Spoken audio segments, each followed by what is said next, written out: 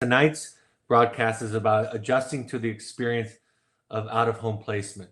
It is Thursday, June 13th, 2019. I think this is a remarkable adjustment for families. I think that as I just finished an intensive with several women who have been doing this for years, I reflect back on, and we reflected back on several times, what it was like for them in the beginning. And all of them, to a person, talked about how everything was foreign to them. Everything was unknown. Everything had with it a little bit of fear and uncertainty in the process. So part of the idea is to give you some comfort, some basic idea about outlining the plan and what it's going to be like in the first few weeks. But there's also, as always, some psychology to this. There's this part about shifting and transforming the way that you think about treatment, the way that you think about yourself as a parent, and the way that you think about your child's struggle. So welcome to this, and I hope it's helpful for those of you who are new. In those first few hours, there are phone calls that we're going to make to both you and to the person who referred the client. Oftentimes it's an educational consultant. And there's going to be a very brief description about how the child is doing. Just mind you that those early phone calls from the office staff and from the parent coordinator are not going to be highly interpretive, right? They're going to be some very basic ideas about the mood, maybe something your child wanted to say or not to say, that they didn't want to say something to you. So it's going to be a very superficial kind of observation. You'll get a lot more technical information as you go along from your therapist to let you know a little bit about the mail, and the schedule can change. But typically the mail is, we ask you to have the mail in by Monday at noon, because it's going to go out for the most part Tuesday morning with the therapist. Sometimes your therapist might shift the schedule to a Monday in the field schedule. And so in that case, you're going to want to get them in when they ask you to. Typically it's a Sunday morning or a Sunday midday, because all of the mail comes in and goes out with the therapist, unless there's a specific intention or adjustment. And part of that is that's some of the most vulnerable times for our clients, is when they get those letters from you. It's not just because the message is unique, you have something dramatic to say, but it begins to touch upon home and the feelings in those old relationships. It's a trigger, for better and for worse, a connection back to that old relationship and those things that they might miss. And so that's why the therapists are the mail carriers, because we want them to be present. We want them to moderate that process. I will tell you this, for those of you that are new, and even if you're experienced, letter writing therapy for me is part of the magic of wilderness therapy. And I've had some clients that will talk about it, something that they continue at home. And sometimes, even in my own private practice, I'll talk about writing a letter first, because it's there and you can sit on it and you're not reacting. I joke about this idea that when letters come in, usually typically Wednesday evening, and they get sent to the parents, sometimes within a few hours, I'll get an 8 or a 9-page letter from a parent. And almost always, that's not the letter that's going to be sent that week. It's almost like it's a journal. I'll even, sometimes when I know the parent well, I'll say, thank you for journaling this.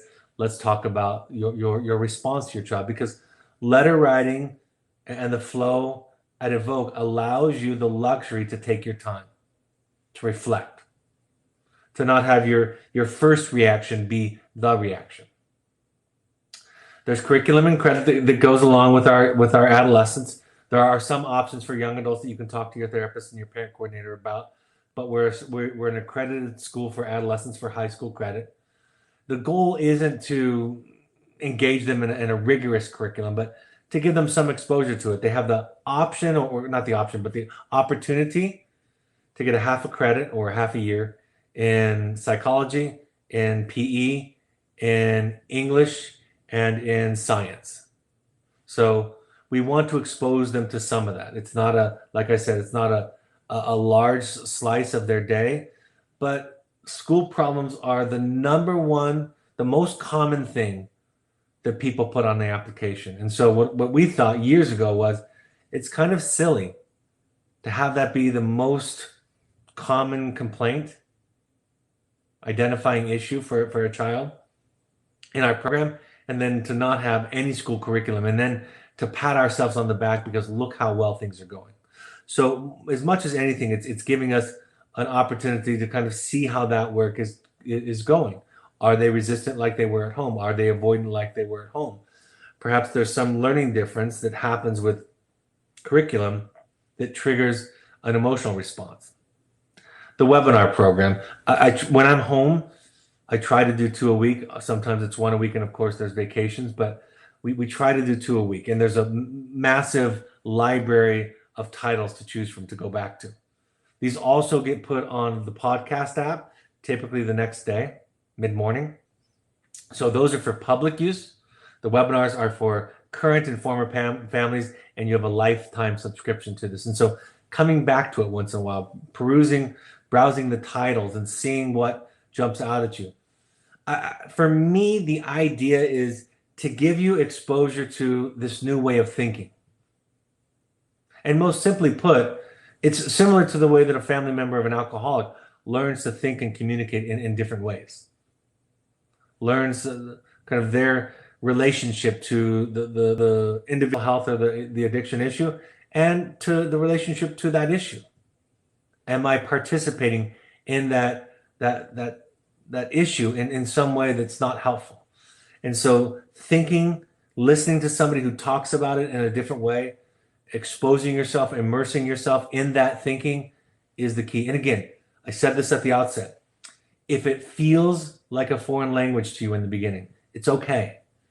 Give it some time, be patient, and what you'll find, weeks maybe, months maybe it's years in, you'll find that it all makes sense.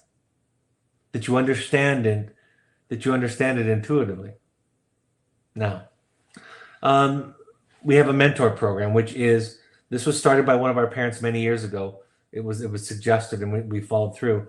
So former families who want to participate, who want to give back, who want to help parents walk through the early phases of treatment, volunteer to be contacted. So if you don't have a mentor assigned to you and you want one, and I know a lot comes at you that first couple of days, please ask your parent coordinator for a mentor. And they try to match one that's relatively close to your experience, typically with the same therapist. You'll get a call from the parent coordinator that day, and they will schedule the first call with the therapist. And then from then on, the therapist will schedule the next week call with you. These are 1-hour calls, and you'll be giving a conference call number and a code to call into that we all use. Your code will be your code, though. Let's talk a little bit about what your child's experience is like in the beginning stages. First of all, it's a culture shock, right? It's an early flight. Even those that come, quote unquote, willingly, those who aren't transported, it's an early flight and it's a culture shock. I talk about, in fact, I have an article, maybe Lindsay, you can pull it up. If you Google my name and transport, you can find the article where I talk about the value of transporting. When I first heard about children being transported, it was so strange and foreign to me. It seemed really abrupt and dramatic and maybe even traumatic. But what I've learned in my experience is that sometimes trying to get your child here can be as dramatic and traumatic. I will tell you this, it is a betrayal. But in therapy, we talk about betrayal, that there's a healthy betrayal, right?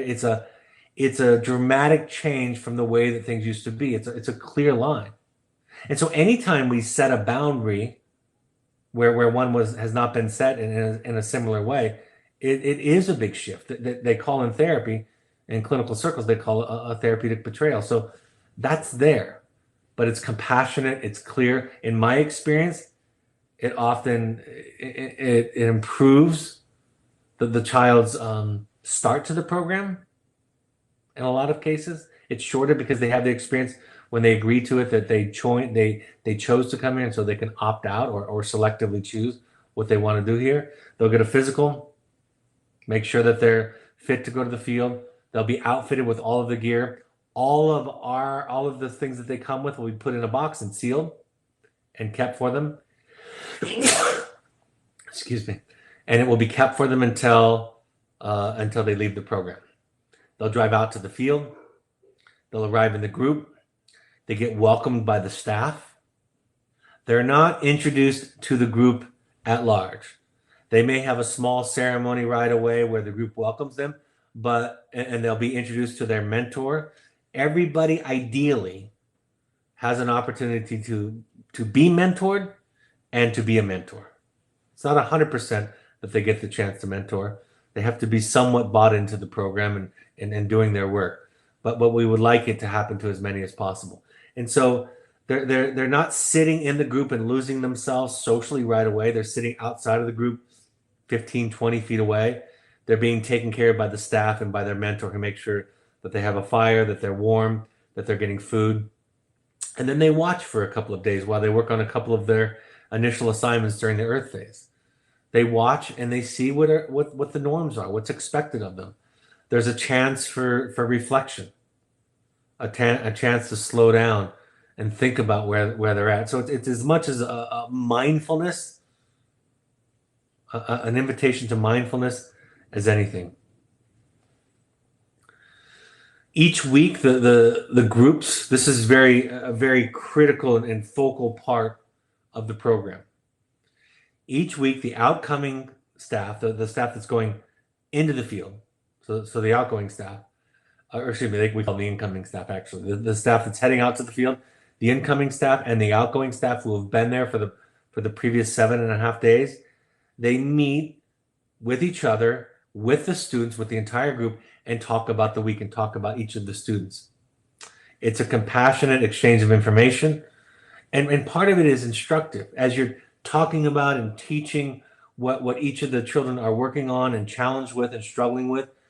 It's not just your own report that you learn from. It's from other people's report. You can connect and relate to everybody else. The child typically it can take many different forms. The child might have the chance to go first and give their report. Maybe they go after. Sometimes a peer or peers will give part of the report. So it's an opportunity for everybody to be intentional.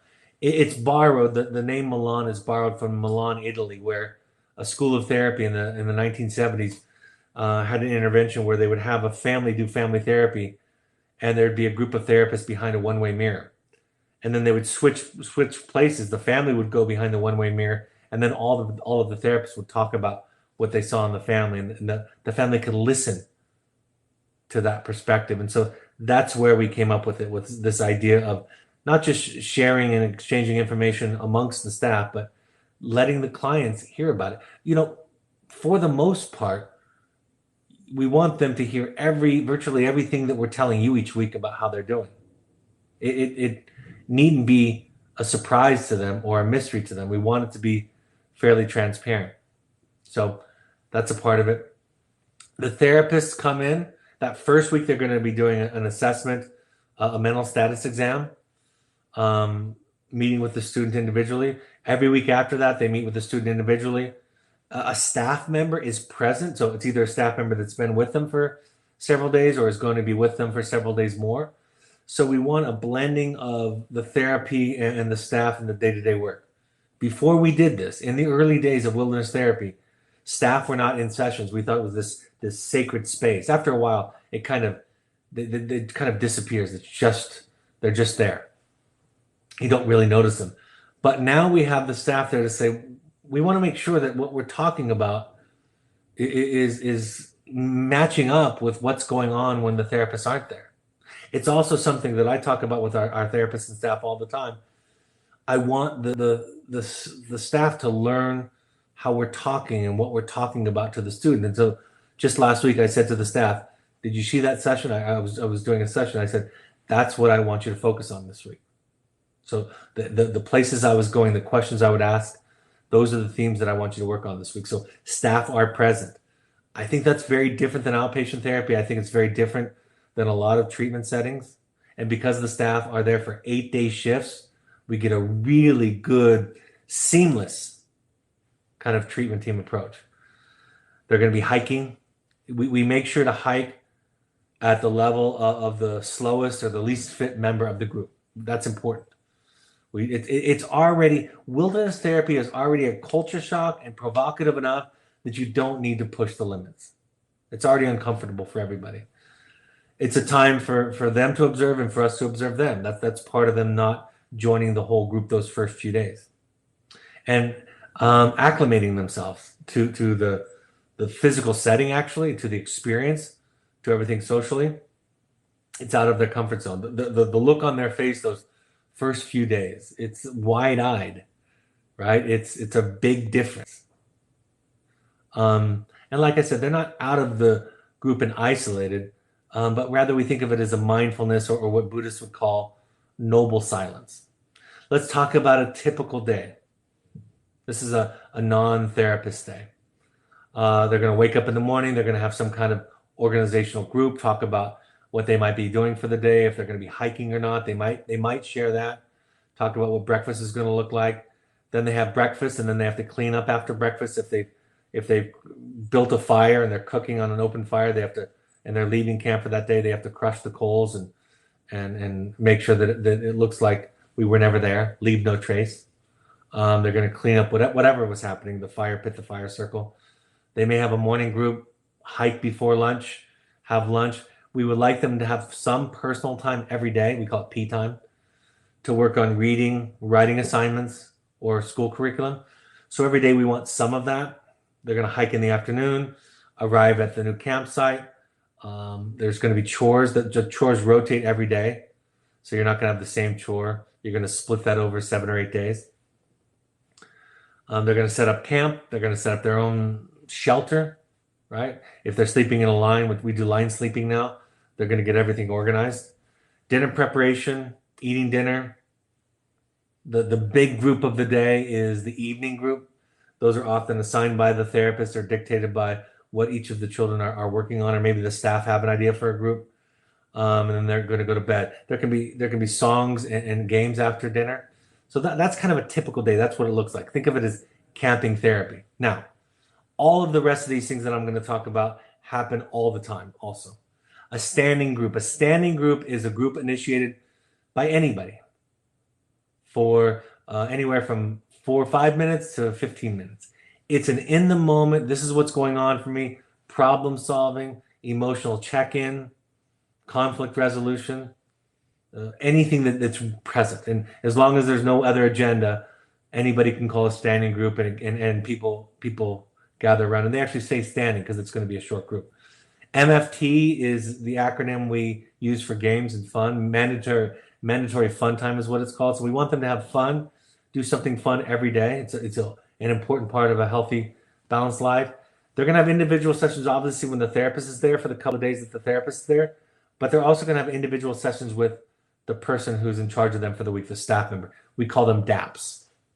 It's an acronym borrowed from the daily paperwork, daily assessment and planning paperwork. So the DAPs that's assigned to them, each of the staff are going to be assigned 2 to 3 clients or students to work with for that week. And so they're going to have individual sessions on hike. It's a little bit more casual and less formal. They're following up on assignments and themes that were brought up in the therapist and that are included in the weekly treatment plan that gets created.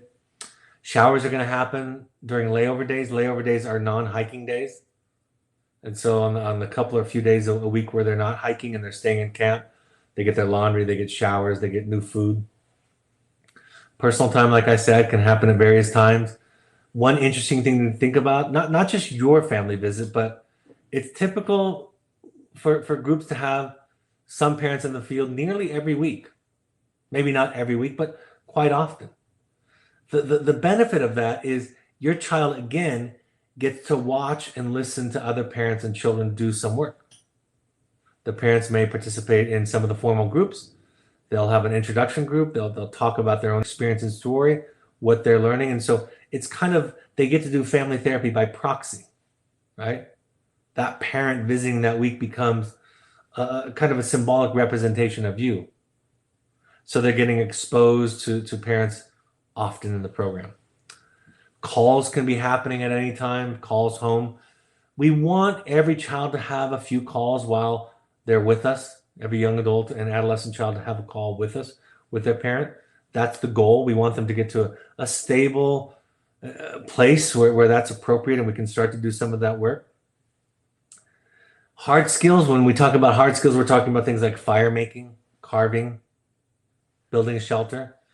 Soft skills are things like the way you communicate, the language you use, reflective listening, and then there's therapy assignments. So that makes up the curriculum for the child.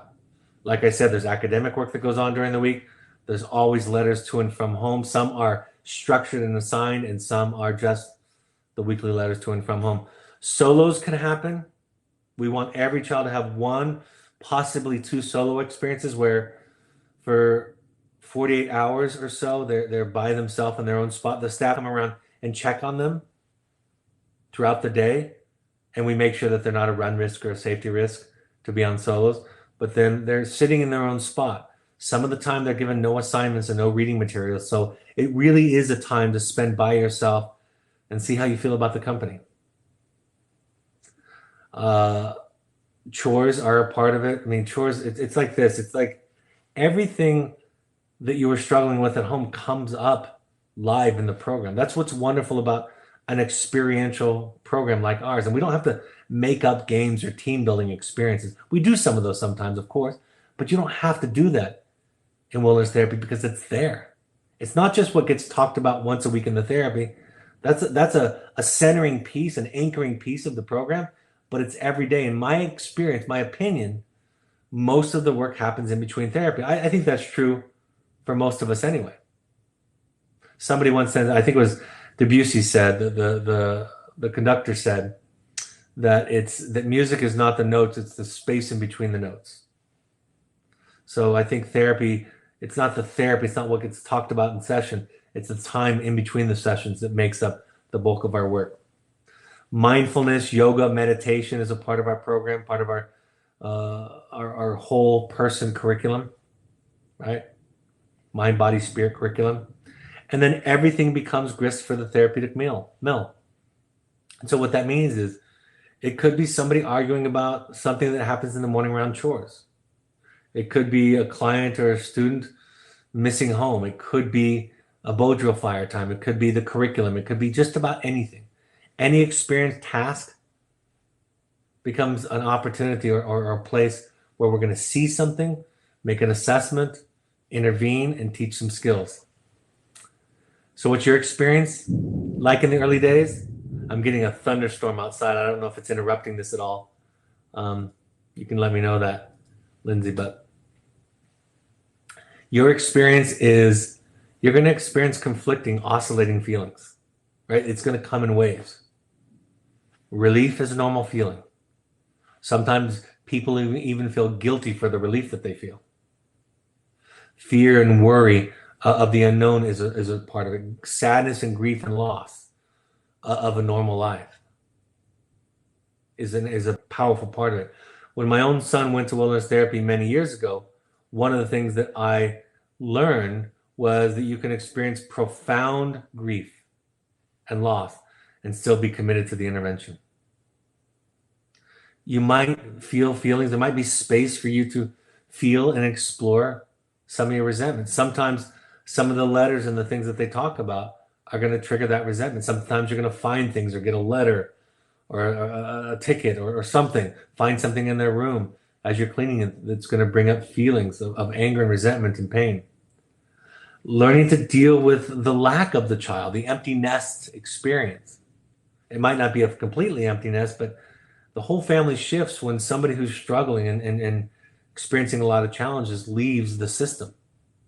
The family, sometimes the siblings find themselves in more conflict with the parents. Sometimes the siblings are absolutely relieved.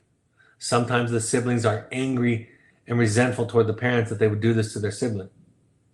And in all of those cases, it's just your job to kind of listen. And we do sibling webinars every now and again, and there are some sibling webinars and podcasts in the archive that you can offer to your child. Listen to them first, but then see if there's something in there that might be helpful for your child who's left at home or who didn't get sent away to treatment could benefit from. People ask, what should I tell people? You have a right to be vague, right? You have a right to be vague. I think you can also check in with your child and ask them what they want you to tell people. I do believe it's critical that there's a place where you get to tell your story, unfiltered. That could be a family therapist or an Al-Anon group, but it's important and critical that you find some place to be able to talk about your story without having to protect anybody. You get to vent, and that's got to be a place where you feel safe. Might not be with your in-laws, it might not be with the siblings, it might not be with your extended family, but there should be a place. There needs to be a place. You might experience isolation, and because people don't understand this. There's a great line from the book that we have students read called The Knight in Rusty Armor, and there's a great line where the knight who's in search of figuring out how to take off his armor that's suffocating him, that's smothering him, that's ruining his relationship with his wife, and he meets the king that he loves dearly. And he says to the king, I thought you were on a crusade. That's what I was told, is that you went on a crusade. And he said, I actually came here to this path of truth, he called it, because people don't understand that. So I just tell them it's a crusade. And what he's saying is people don't understand this work. They don't understand what you're doing and what's happening. They don't understand mental health struggles and addiction issues in many cases. So there can be that isolation. That's why we provide these. That's why we provide parent workshops. That's why we provide parent meetings in various areas of the country, so that you can be in a place where you can talk about your story and people understand you and don't give you silly, ridiculous advice. Letters back and forth will start to come. Letters that you might get early on. I think we do well to prepare you for the angry, attacking, blaming letter. I don't know that we do as well preparing you for the flight to health, apologies, and promising letter. Those can be harder for parents to read. It really depends on what your triggers, what your vulnerable spots, what your Achilles heel is. And your child intuitively, innately knows that.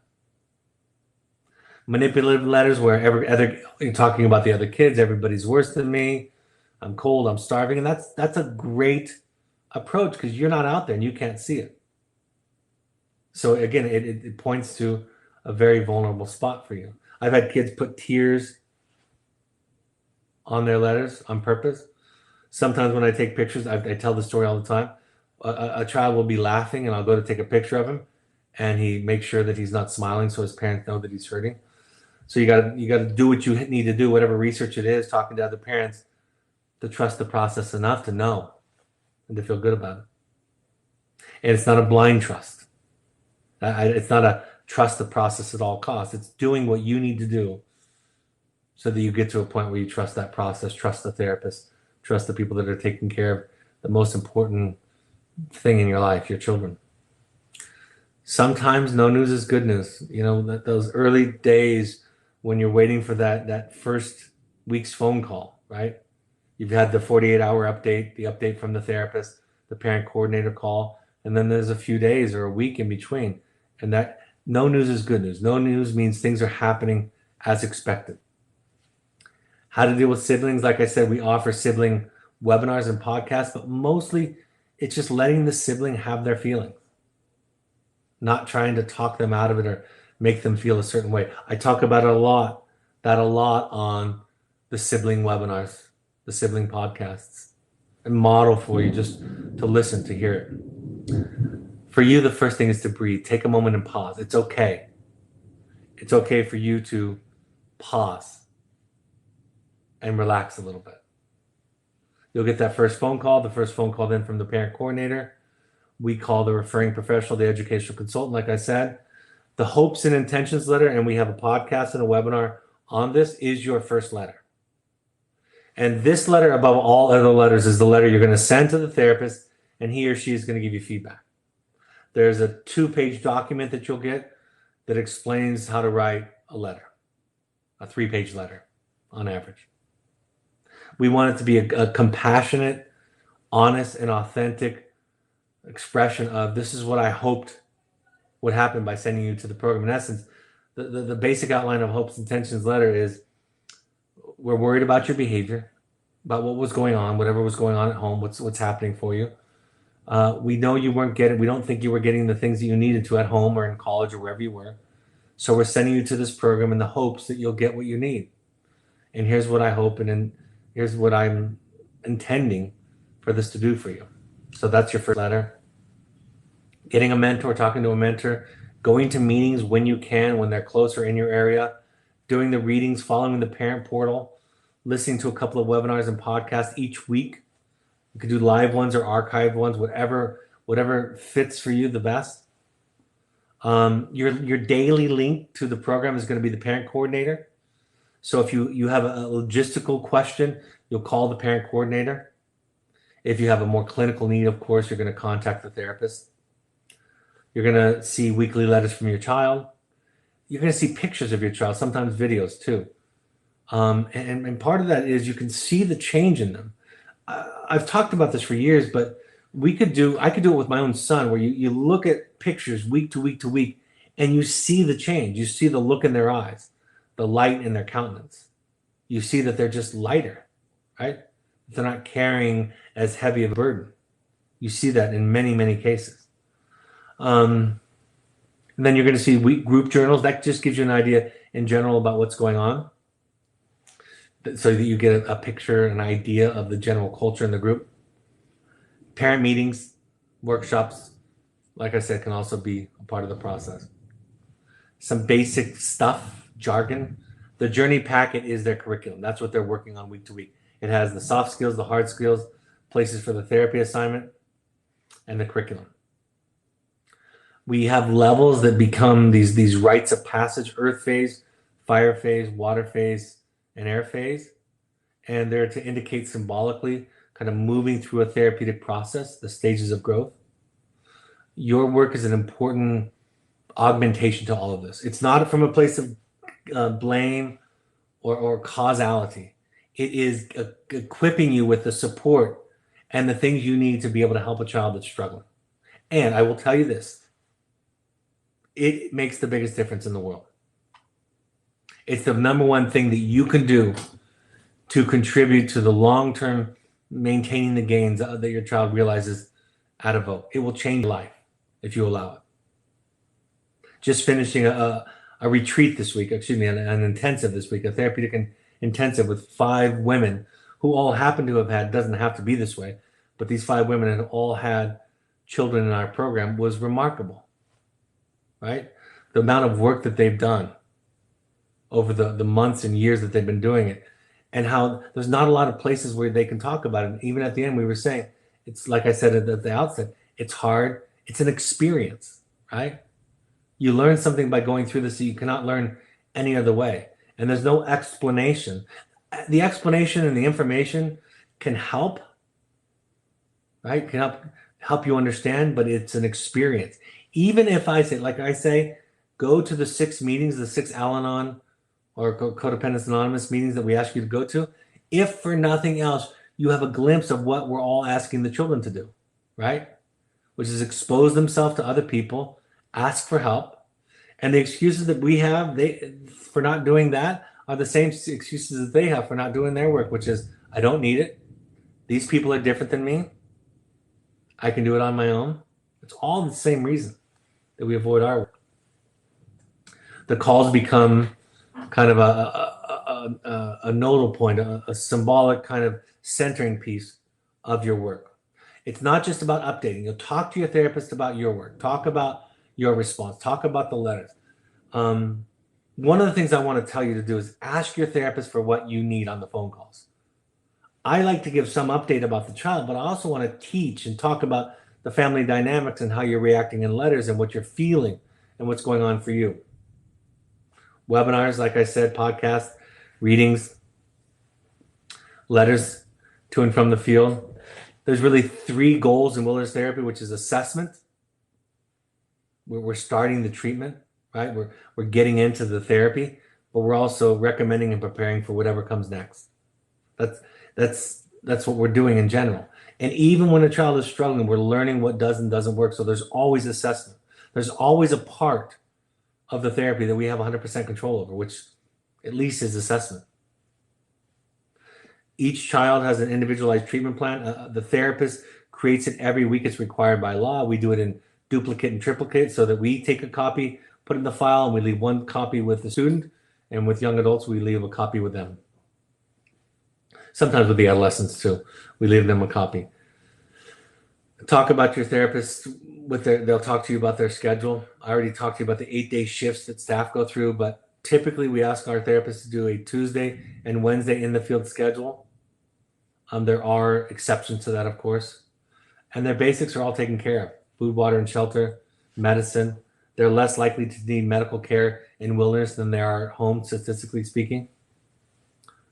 Like I said, I when I hear the phrase trust the process, it really triggers me sometimes because I think it's a therapist's way of dismissing a parent's or client's feelings. Like you're not allowed to have doubts or worries or be skeptical. I don't believe in that. I think trusting the process is telling the truth sometimes about how you feel and how you're struggling. I think trusting the process is sometimes talking to your therapist about how you don't trust the process. It's not a blind faith, but you need to do what you need to do, whatever that is, to trust it enough. At one point, I had a family years ago. They were really struggling, really, really struggling.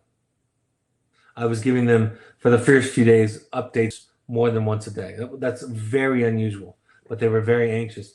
And after about 3 or 4 days, I said, I can't do this anymore. And so it's okay if you pull your child, or you need to come out to the program and look at it yourself so that you feel comfortable.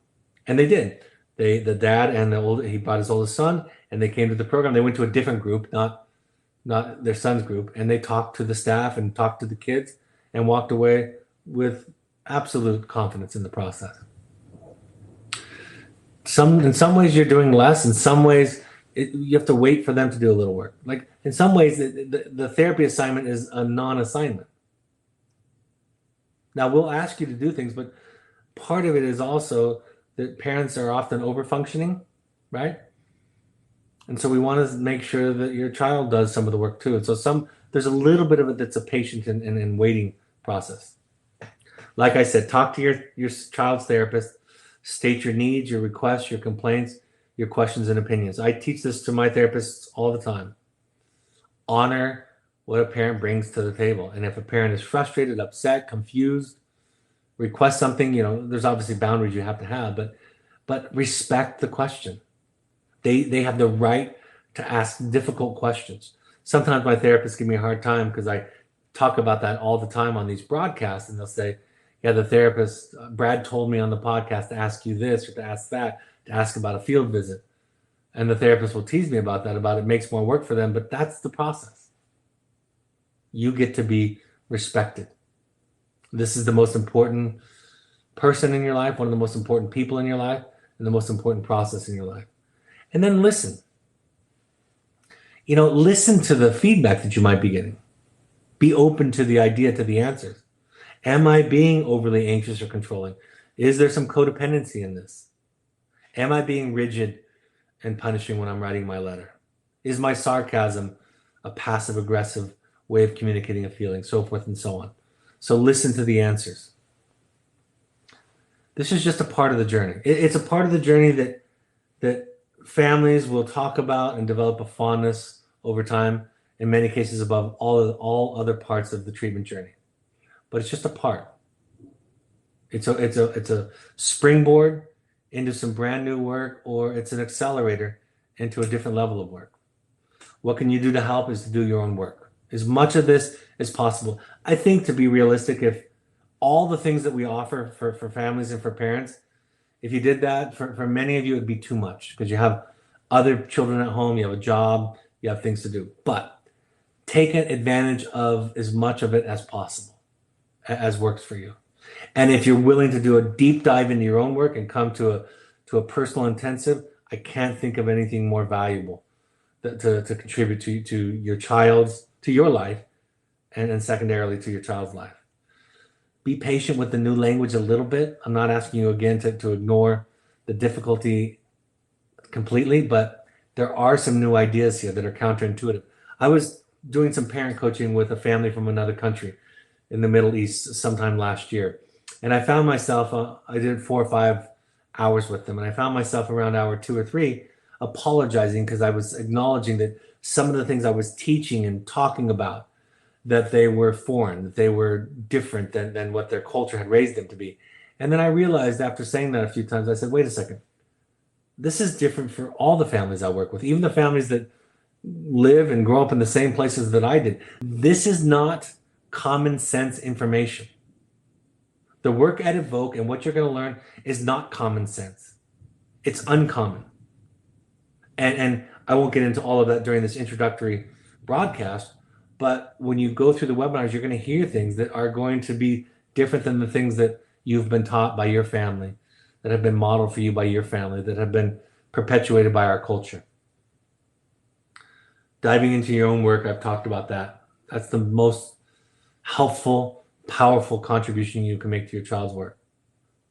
And sometimes diving into your own work means letting go of the project of trying to fix them and just work on building a healthy base or foundation. Take it a day at a time. Sometimes the mistake I make with new parents is it's so overwhelming in the early stages that they're asking for a drink, and instead of giving them a drink from a drinking fountain, it's like feeding them from a fire hose. So be patient with yourself. Take it a day at a time. Let things unfold. Slow down. There may be some healing that you have to do, and then get the support that you need. Anywhere from Evoke and from our resources, but also at home from professionals or support groups. Webinars, reading the book. My book, The Journey of the Heroic Parent, it's not required reading, but it is based on the 20 years that I've been doing this and kind of what I've learned about families and my main role of being the one who creates the parent curriculum, the family curriculum here at Evoke. All right, if you have any questions, send them in. I'm going to go over to some upcoming announcements and information. We ask all parents to go to 6 12-step support groups while their child is with us. So any combination of Al-Anon, CODA, Families Anonymous, adultchildren.org is a place you can go to learn about how you may have grown up in a family of either alcoholics or people with mental illness. Alateen is for teens. Refugerecovery.org is a place to go to learn about support groups that have not as much of an emphasis on higher power. It's Buddhist inspired, but many people find it to be very appealing and a good fit for them. Go to NAMI.org to learn about resources, mental health resources, classes in your area for free. Follow us on social media. All of these broadcasts are available on your podcast app. If there's a podcast app that we're not on, let us know. But you should be able to go to any podcast app. On iPhone, it's the podcast app. On an Android, you can download the SoundCloud app. You can also go to on your computer to soundcloud.com and search Evoke Therapy programs there. And any of those, you'll find us and subscribe there. And then when new episodes come up, it'll pop up on your screen. On Twitter and Instagram, you can find us by using the handle @EvokeTherapy. And you can find the Evoke Summit Lodge on Instagram using Evoke Summit Lodge as the handle. Find us on Facebook by searching Evoke Therapy Programs. Find the Alumni Foundation, which was created by alumni parents to help people who can't afford therapy. So if you want to give back, become involved in that. Go to Facebook and search Evoke Family Foundation. Our blog has new material each week. My book, The Journey of the Heroic Parent, is available on Amazon. Also, audio, Kindle versions and CD versions are available there. If you want to do, like I said, a deep dive, there may be a spot left in our June, but sign up for Finding You. It's a 5-day therapeutic intensive to look at you, to see what's going on with you, to help deal trauma, to help heal any trauma that's caused by this process, to help deal with your own family of origin upbringing, to help address anxiety, codependency issues. Go to our website or contact admissions or email intensives@evoketherapy.com for more information. I will be in New York on this Monday, June 17th from 7 to 9. Tentatively, I have the Bay Area July 15th and Chicago July 29th. It's confirmed in Southern California, August 11th. That's a Sunday from 4 to 7. So we proceeded with a potluck, and then we have a 2-hour meeting. Contact Melanie at evoketherapy.com for more information or to RSVP to any of these. Our next workshop is coming up. I think if you're not coming already, you're probably not coming. So the one after that will be at our Southern Utah location, July 20th and 21st. We hope that all families, if possible, can come to that. You can combine that with a visit to see your child if your therapist believes that the timing is right clinically. Melanie at evoketherapy.com for more information or to RSVP. Pursuit trips are young adult or family trips all around the world. Any length of time from 3 to 4 days to 30 days. Think therapy light or just a supported adventure experience.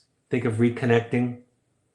It's mainly adventure and fun, but with a little bit of emotional growth support by staff. Any live questions come in?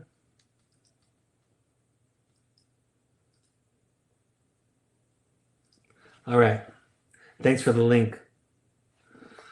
Somebody asked the questions, what do you do about clients who want to leave the program, particularly in the beginning, because it's so different? That's a great question. In fact, I'm doing a webinar broadcast that won't be available to the public. It'll be available only if needed on students young adults who want to walk from the program. I'm doing that here in the next couple of weeks. If they're an adolescent, we just work with them. We use their peers, we use their mentor.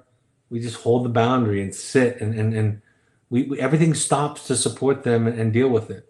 We make sure that the adolescents, it's not easy for them to run away. It can happen at times, and we always find them, but it's sometimes they want to try what they've tried in the past. And so literally or figuratively running away is one of their coping mechanisms. So we deal with it. It doesn't happen all the time, but it happens on occasion, and it's okay. For young adults, we'll often walk with them, we'll hike out with them. Oftentimes they'll turn around. Most often, the young adult is kind of testing the parent to see if they're serious about the boundary, and when they hear that the parent isn't going to support them coming out, then oftentimes they'll turn around. So it's a very patient, multi-dimensional, supportive approach, and it just works. But there's no one way, and there's no one thing that works. Someone says, my child has zero motivation at home, school, etc. How does Evoke get the child involved in chores, hiking, etc., when they've shown no motivation at home? Part of that is about peer-to-peer. Part of that is they need each other. And so positive peer culture can be more effective in many cases than adult or authority figures. That's part of it, right? It becomes more of a burden for other group members if they're not doing it. So it can be that kind of dialogue and discussion. Natural and logical consequences can be a part of it. Privileges earned and things like that can be a part of it. But oftentimes what we believe as therapists is that there's something deeper than just motivation. That there's some need being expressed, some wound being expressed by defiance or a lack of cooperation. And so therapeutically speaking, you go to that place. You look at the behavior, in this case, low motivation, and then you find out what is the deeper issue at play here. And when you find out and talk about that, it often improves motivation. And remember, the one thing about wilderness therapy that's different from most other settings is therapy for, physical safety first, but besides that, therapy first. It's not the therapy session, like I said, that happens once a week. It's therapy all day long, every day, experientially. So discussions, lessons, dialogues, peer support, natural and logical consequences that happen, all of that starts to shift. And at the core of it, it's finding out the basis, the root of whatever the behavior that we're seeing, either here or at home, whatever we're seeing, and following what I call the trail of crumbs back home to find the original injury and giving it a voice. And there's something powerfully healing and liberating about that, where children start to respond well. So that's part of it.